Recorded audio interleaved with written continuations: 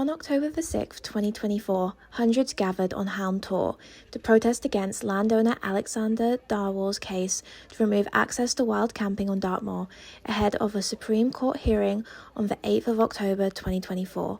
Dartmoor is one of the only places in England that has the right to roam, due to the Commons Act 1985, which gives public right of access to the moor without permission from landlords. However, since 2023, the future over right to roam in Dartmoor has been uncertain, due to Darwell claiming that wild camping isn't classed as an open-air recreational activity that was protected by the Commons Act.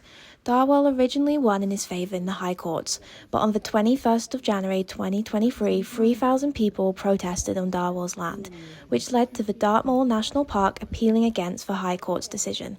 They won their appeal, and wild camping was restored in July 2023.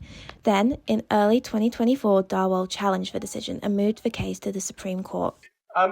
We are facing, it is true, extinction. Extinction not only of ecologies, but also of experience. We are living at a time where we desperately need these opportunities to reconnect with place, to reconnect with more than human nature, to come out to places like Dartmoor and enjoy a right to be here. Now, we're not just talking about a right, we're talking about a sense of belonging, a sense that we can be here in amongst these other ecologies and reconnect. The right to wild camp here offers us a way in, an experiential gateway into connecting. It's a way out as well, of course. It's a way to find solitude, to find solace, to find peace beneath the stars. But the question is often asked, why do rights matter? Why not just have a permissive scheme, perhaps as they do elsewhere? Perhaps this was suggested after the January court ruling last year. Why not just make some agreement with the landowner? Perhaps in exchange for a bit of money? Well, to that, I certainly say no. The rights here matter. They matter because they offer this possibility of feeling belonging. They offer a doorway for those who are perhaps less privileged or uncertain about coming out wild camping, who wouldn't want to do it by themselves. They feel that this place, this tiny slither of land here on Dartmoor, which gives us these rights, is so important. It allows organisations like the Dartmoor Preservation Association. Can we get a cheer for the DPA?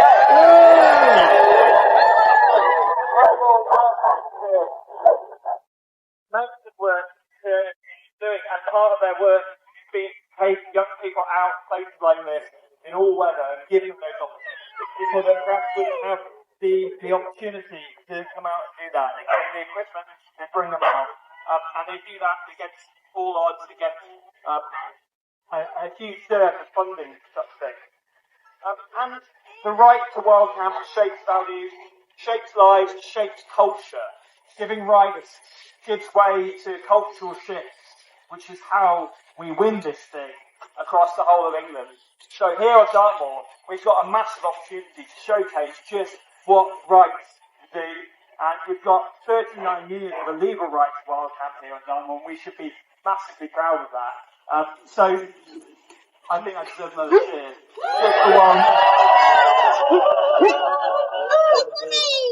So, it's shouting as we are today from the highest court that these rights matter and that these experiences are valued.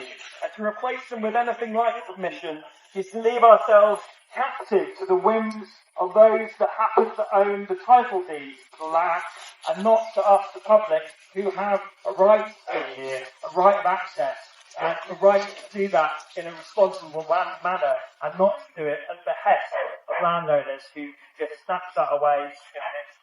And it's a great example of how change happens. Again, the roots of this going back to all of you, going back to the pressure that's built up as a result of this campaign and others.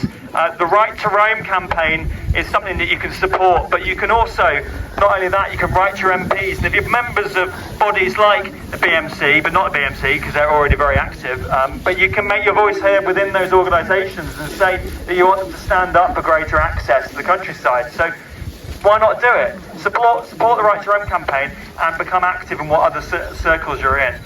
write to your MP, and come and join us outside the Supreme Court on Tuesday if you're able to. Otherwise, stay tuned, because whatever happens with this case on Tuesday, we will gather again on Dartmoor, either in defiance or celebratory, but we will have that message that win or lose, we need greater access to the countryside. We need to protect and extend access through new legislation. So we will continue to campaign, so watch this space.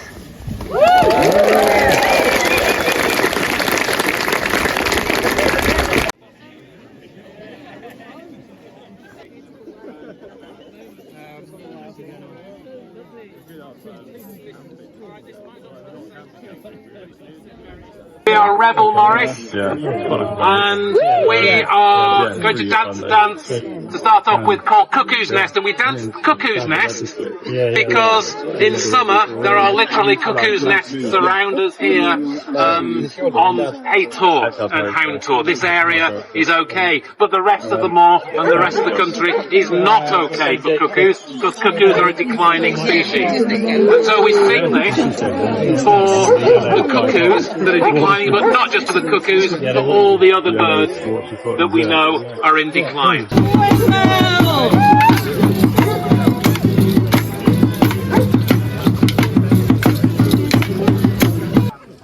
Where we are standing now would have once been surrounded. Alexander Darwall is well known for his large donations to UKIP and Vote Leave. His 4,000-acre estate in Dartmoor is used for pheasant shoots, deer stalking and holiday homes. Darwall says it is vital that land and managers have the powers to ask irresponsible and antisocial people to leave, stating that wild camping, picnics and large groups of people pose a threat to the land. The Dartmoor National Park, however, say that they uphold a clear and firm camping code, which all visitors must adhere to. They say, "We have been consistently clear about our role in protecting Dartmoor and promoting understanding so that people respect the National Park's environment and its cultural heritage."